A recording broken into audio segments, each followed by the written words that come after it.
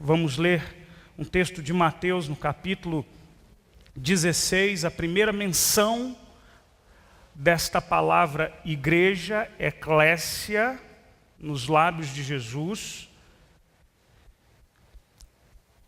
Ele diz assim, a partir do versículo 13, diz assim a palavra de Deus, Mateus 16, versículo 13 até o 20. Indo Jesus para os lados de Cesareia de Filipe, perguntou aos seus discípulos: quem diz o povo ser o Filho do Homem? E eles responderam: uns dizem João Batista, outros dizem Elias, e outros Jeremias ou algum dos profetas. Mas vós, continuou ele, quem dizeis que eu sou? Respondendo Simão Pedro, disse: tu és o Cristo, o Filho do Deus vivo. E então Jesus lhe afirmou: bem-aventurado és, Simão Barjonas, porque não foi a carne e o sangue que te revelaram, mas o meu Pai que está nos céus. Também eu te digo que tu és Pedro, e sob esta pedra edificarei a minha igreja, e as portas do inferno não prevalecerão contra ela. Dar-te-ei as chaves dos céus, as chaves do reino dos céus, e que ligares na terra terá sido ligado nos céus, e o que desligares na terra terá sido desligado nos céus. E então advertiu os discípulos de que a ninguém dissessem ser ele o Cristo. Vamos orar ao Senhor mais uma vez.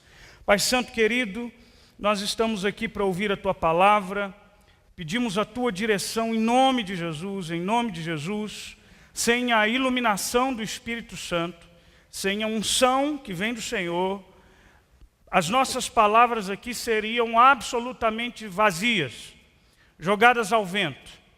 Mas nós estamos reunidos aqui como igreja de Jesus. Nós estamos reunidos aqui como povo de Deus. E nós queremos entender a Tua palavra. E por isso eu lhe peço, nos abra os olhos, a mente e o coração, para recebermos essa palavra com alegria, com entusiasmo.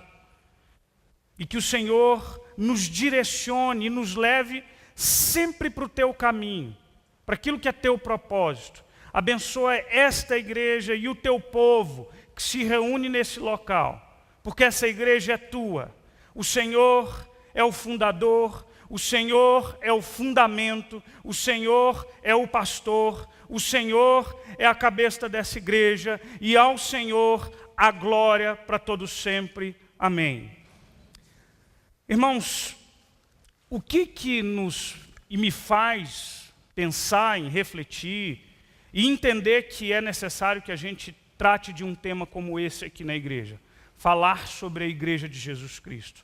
Bom, um dos motivos para isso são estatísticas que eu já trouxe aqui na igreja. Quarta-feira o pastor Edilton comentou um pouco dessas estatísticas ali no culto. A igreja evangélica, isso é sabido, isso é notório, que a igreja evangélica tem crescido exponencialmente aí nas últimas décadas. Só para que você tenha uma ideia, para que você possa visualizar um pouquinho, em 2000 os evangélicos eram 15,4% da população brasileira. Em 2010 ela chegou a 22% dessa população brasileira. Isso é uma estatística de 2010, e essa estatística de 2010, 22%, que hoje provavelmente é um número maior, embora obscuro, porque é uma pergunta muito geral: você é católico, umbandista, evangélico, e portanto, na categoria evangélico há uma diversidade de igrejas, inclusive aquelas que nós nem mais consideramos igrejas evangélicas. Mas esse número é elevado, esse grande número representa cerca de 42 milhões de pessoas. De 2000 para 2010 foi um salto gigantesco. De 26 milhões, quase que dobrou esse número.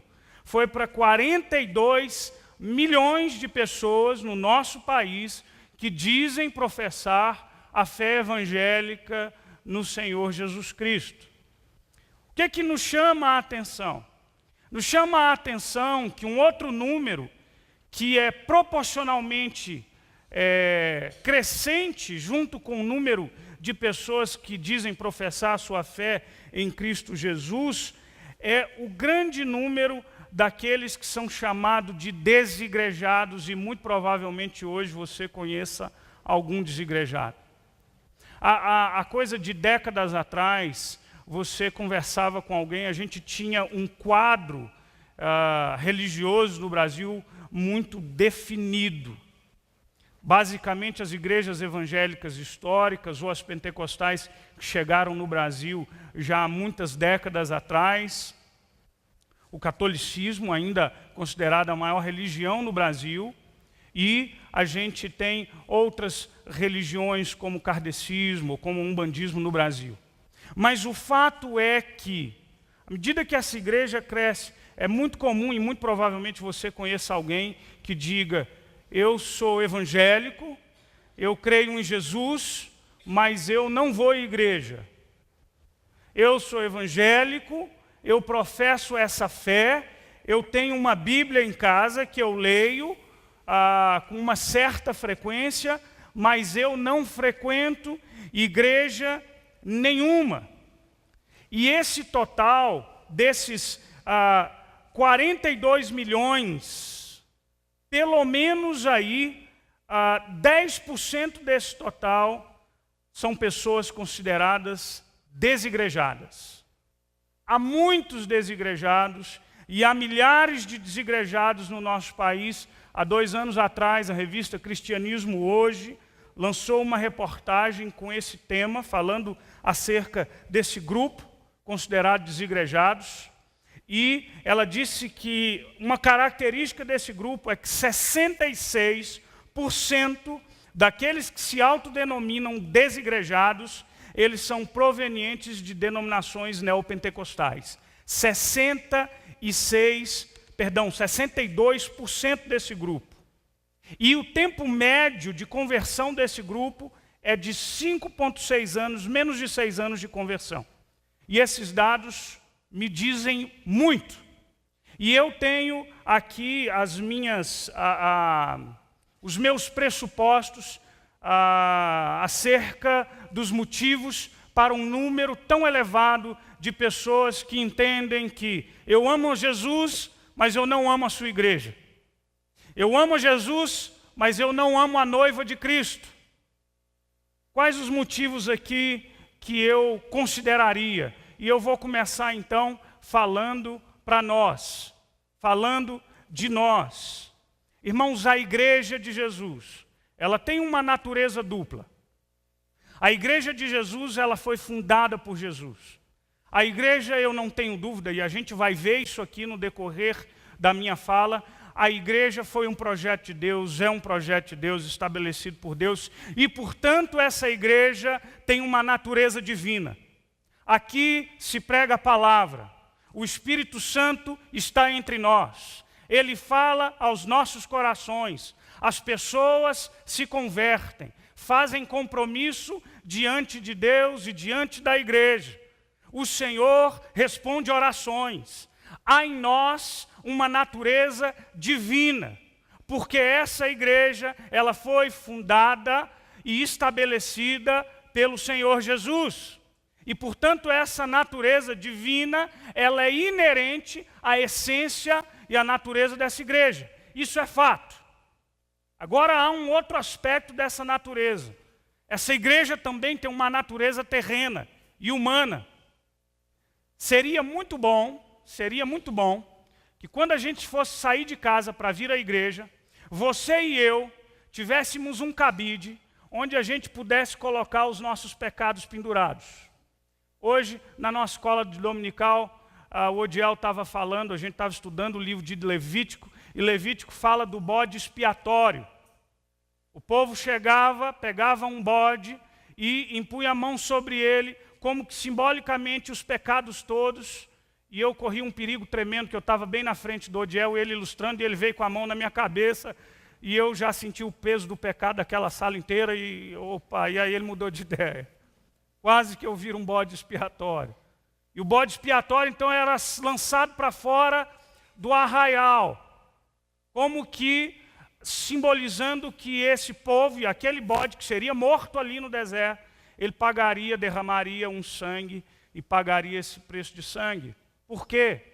Porque a natureza humana faz parte de cada um de nós. Seria muito bom se quando eu e você viéssemos à igreja, os nossos pecados não fossem trazidos para cá. Porque cada reunião daqui, nossa, seria o céu. Não seria? Mas não. Quando eu venho para cá, eu carrego um pacote completo. As minhas qualidades e os meus defeitos e os meus pecados mais tenebrosos, inclusive aqueles que vocês não sabem. E isso se dá na vida de cada indivíduo que vem e dominicalmente se assenta aqui e que congrega nesse lugar. E é por conta dessa natureza humana que, obviamente, a gente, consequentemente, tem problemas. E é nesse ambiente humano-divino que a gente tem tanto a manifestação do reino quanto a manifestação da carne. E o nosso grande desafio é entender que, enquanto igreja de Jesus, a nossa luta, dizia o apóstolo Paulo, a nossa guerra não é contra sangue e a carne, e a gente precisa lutar. Porque ele diz aos Gálatas, a carne milita ou guerreia contra o espírito guerreia contra a carne. E a gente precisa aqui minimizar o poder da carne e potencializar o poder do espírito nas nossas vidas. Essa é a vida cristã. E quanto mais cheios de Deus, eu e você formos, mais a manifestação do reino será nítida e notória e constante nas nossas vidas. Mas por conta da nossa natureza terrena, a igreja erra. A igreja historicamente errou. E a gente precisa assumir que a igreja historicamente, desde a sua fundação, tem errado. E é por isso que eu gosto demais de um lema que foi apregoado na Reforma Protestante, dizendo igreja reformada, sempre reformando, no sentido de que nós precisamos sempre estar atentos à palavra de Deus, porque se a gente pisar fora do caminho, a gente precisa voltar para o caminho. Ela é de fato regra, ela é direção, ela é farol, ela é luz e ela aponta o caminho que a gente deve andar. Mas a gente reconhece, e eu reconheço, que muito provavelmente pessoas que passaram por aqui não mais estão, porque aqui foram feridas. Ou por sua liderança, na qual eu me incluo, ou por irmãos, isso é fato, e isso acontece. Agora, um outro erro terrível que as igrejas cometem, e aqui eu não coloco nem igrejas sérias, porque nós chegamos a um ponto que, no meio desses milhões, no meio desses 42 milhões, provavelmente mais hoje, de pessoas que se dizem evangélicas, há muitas igrejas, irmãos, entendam bem, o simples fato de alguém fundar uma denominação, fundar uma igreja, todos os dias no nosso país nascem centenas de igrejas e de ministérios que não estão preocupados em estabelecer o reino, mas estão preocupados em estabelecer impérios pessoais. Isso é fato. Esses dias eu vi coisa, rola na internet, né? Está na mídia, uma sessão dessas de descarrego, uma vez eu vi uma sessão de desencapetamento total. ISO 9000. Aí nessa sessão de descarrego, que acontecia na igreja, como é o cara do chapelão? Mundial. A igreja mundial. Olha para você ver a humildade desses homens. Uma é internacional, a outra é mundial, a outra é universal. Daqui a pouco vai sair a igreja galáctica do reino de Deus. Aí o cara estava, o endemoniado, eu digo suposto, porque eu acredito em possessão demoníaca, tá, gente? A Bíblia relata isso. E eu digo suposto porque eu duvido muito de possessão televisiva. Aí o suposto possesso, de mãozinha para trás, me dá uma vontade de imitar, mas não vou fazer isso não. Mãozinha para trás, sendo entrevistado, e aí o cara possesso lá rosnando, lá na igreja mundial, e as pessoas, e o pastor entrevistou ela e dizia, você veio de onde? Eu falei, eu vim da Universal. O diabo é sujo, né, gente? Olha que o bicho é tinhoso. Eu vim da Universal. Irmãos, é tragicômico, porque isso é uma catástrofe. E esse camarada e essa turma toda, eles estão no meio daqueles que se dizem evangélicos. E, portanto, deixa eu te dizer uma coisa, não me assusta o fato de que 62% desses milhões de desigrejados são egressos de igrejas que têm esse tipo de prática. Ou de igrejas que têm como o fim principal, não a glória de Deus, mas o dinheiro no bolso da sua liderança. E, portanto, aquelas pessoas que vão ali, de boa fé, com fé no Senhor Jesus, em algum momento suas escamas, as escamas dos olhos caem, e elas se decepcionam com seus líderes, e elas saem daquelas igrejas. Porque elas começam a perceber quão sujas essas chamadas igrejas e denominações são. E meu irmão, deixa eu lhe dizer uma coisa, eu falo isso sem temor, porque eu falo com base na palavra, porque Jesus nos disse que nós tenhamos, embora a simplicidade de uma pomba, a gente tem a sagacidade da serpente, e que há lobos devoradores. Há lobos devoradores. Quando João escreve lá no livro de Apocalipse, as igrejas da Ásia Menor, há algumas igrejas e locais onde ele diziam eram trono de Satanás. Cidades onde a igreja estava inserida. E por isso, há que se acautelar. E, portanto, acredito que esse é um dos motivos de ter muita gente fora da igreja, e nós vamos enfrentar uma época, e a Europa já enfrenta, um pós-cristianismo. A Europa, o berço da civilização cristã, precisa ser evangelizada hoje, porque templos onde homens de Deus, onde avivalistas bradaram em alta voz o senhorio do Senhor Jesus, onde pessoas se converteram aos pés do Senhor Jesus, igrejas viraram museus, bares e boates. Igrejas morreram. A Inglaterra de Spurgeon, tantos outros lugares, a Alemanha de Martinho Lutero, tantos outros lugares, as igrejas morreram. E nós enfrentaremos no Brasil um momento de pós-cristianismo, onde muitas pessoas, em que nós teremos a missão de alcançar, em algum momento de sua vida já passaram por uma igreja evangélica. Um outro motivo, e eu acredito que esse motivo esteja muito vinculado, e eu não posso desconsiderar, é um reflexo de uma cultura que é individualista.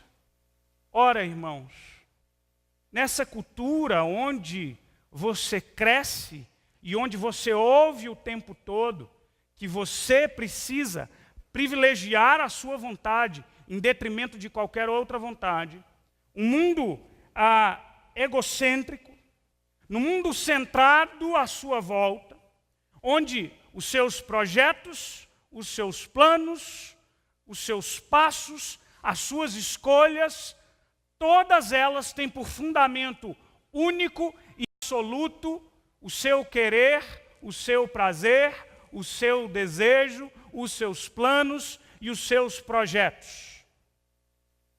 Ora, em uma cultura assim individualista, onde o eu é o centro do universo, a minha tolerância, ela se torna diminuta diante do diferente. Porque eu tenho que tolerar. E aí surge um outro fenômeno no arraial evangélico, os crentes em trânsito.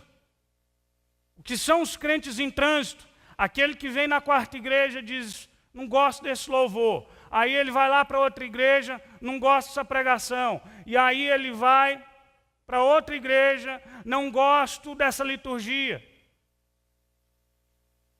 E o que acontece é que a gente tem crentes que migram de uma igreja para outra simplesmente porque eles estão sedentos por encontrar algo que jamais vão encontrar. O objetivo não é cultuar a Deus, mas é receber alguma coisa.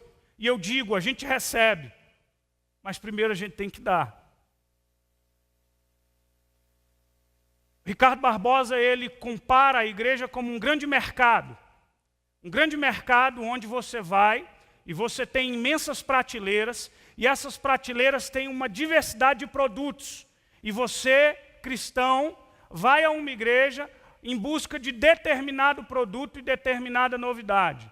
Se você não encontra ali o produto que te satisfaz, você sai daquele lugar, daquele mercado da fé, e você vai buscar em outro mercado. Os pastores e a figura dos pastores são figuras intocáveis do gerente.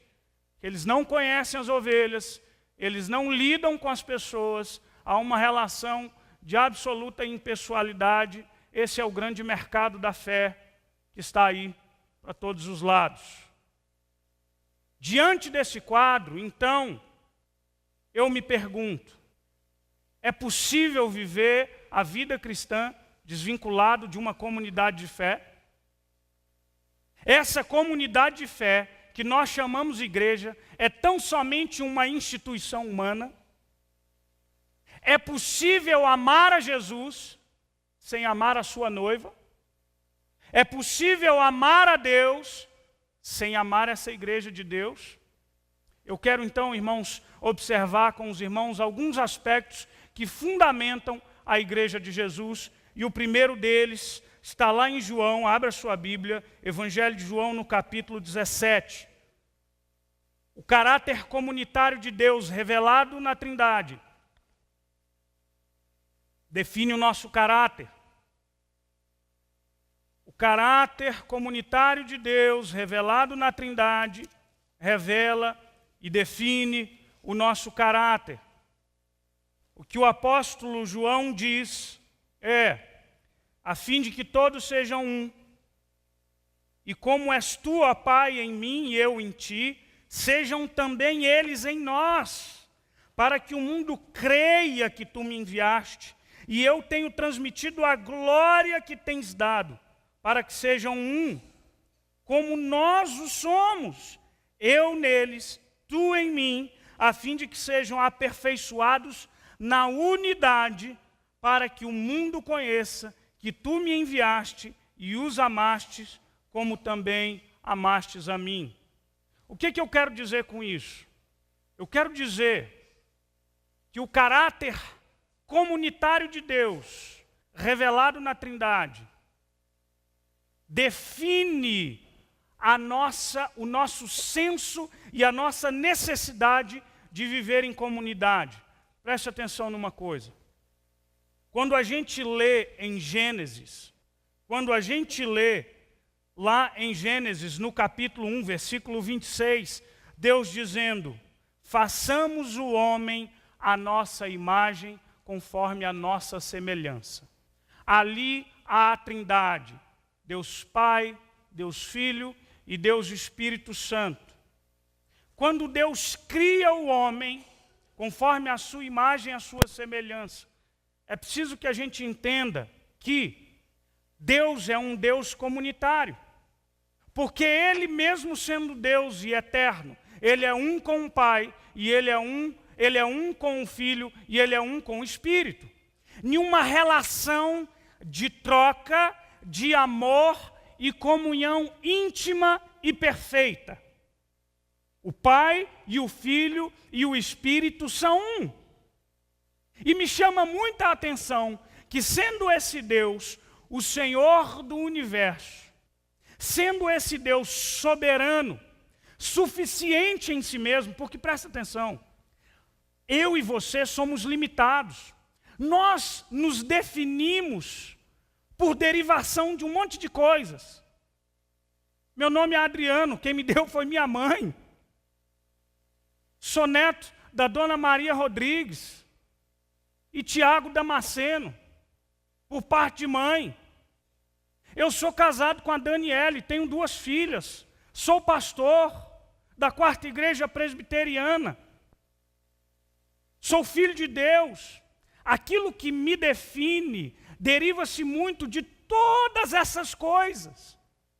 Quando Moisés, no monte, diante do Senhor, e o Senhor desafia Moisés para que ele vá como líder, ele pergunta, então, quem direi eu? Quem me manda?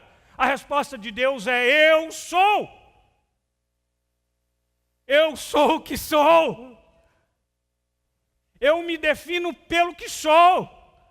Porque Ele é e sempre foi desde a eternidade. E Ele não depende de nós para que Ele seja. Nós é que somos porque Ele é. E Ele é um Deus trino. E que ainda assim, sendo todo-poderoso, Criador deste vasto universo, criou a mim e criou a você. E no Éden, diz a Bíblia, e eu acho lindo esse texto, que na viração do dia, depois da criação feita, o Senhor na viração do dia vinha bater um papo com Adão e Eva. Que coisa bela. Uma vez eu vi o Valdir Sternagel, ele dizendo que Deus tinha saudade da sua criação.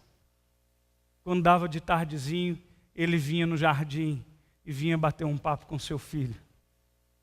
E aí, filhão, você está bem? Eu não sei se já tinha café com pão de queijo, mas estava aí um lanche perfeito para um fim da tarde no jardim. Vem cá, meu filho. Deus é relacional, irmãos. Deus criou a sua criatura assim, para conviver com ela. Ricardo Barbosa disse o seguinte, no seu livro chamado O Caminho do Coração: o Deus cristão e bíblico não existe solitariamente, pois ele é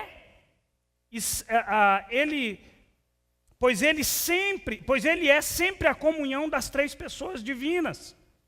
É nessa relação de amor, neste dar e receber, nesta eterna e perfeita comunhão, que fomos criados conforme a imagem e semelhança do Deus Trino. Fomos criados para amar, para conviver em amizade e comunhão com o Criador e com toda a sua criação. Conhecer a Deus é mergulhar nesse mistério e participar desta comunhão eterna que nutre a alma e resgata o sentido da nossa verdadeira humanidade. A Trindade revela o caráter pessoal e relacional de Deus. Ricardo Barbosa ainda disse que a doutrina da Trindade questiona o individualismo, bem como o desaparecimento do indivíduo em meio a uma sociedade impessoal. É por isso que a sociologia diz que nem um homem é uma ilha. O ser humano não é uma ilha. Ele precisa de convívio, ele precisa de contato, ele precisa do outro. Nós precisamos uns dos outros, porque quem colocou em mim uma alma desejante de um relacionamento com os outros foi o Senhor, o Deus Trino.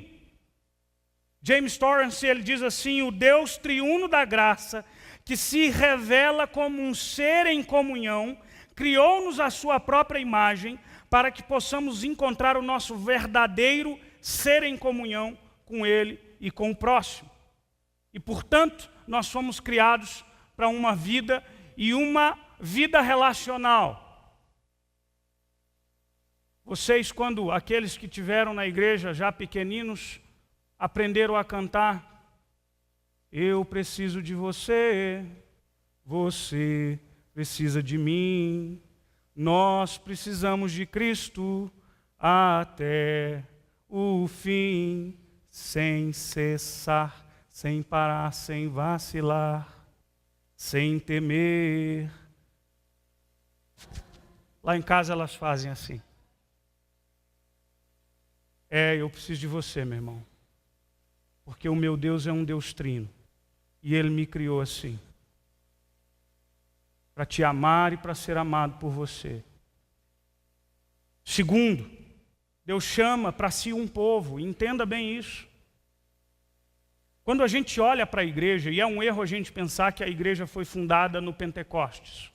Ou é um erro a gente pensar que a igreja é uma criação do Novo Testamento. Não. A gente vê Deus chamando para si um povo desde o Antigo Testamento. Quando a gente olha para a palavra, a gente vê que na formação do homem, Deus amou, se relacionou com esse homem.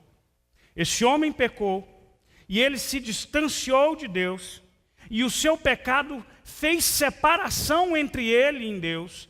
Ele não foi abandonado por Deus, mas aquele homem que era perfeito, a sua imago Dei, a sua imagem de Deus, ela é manchada, ela é maculada.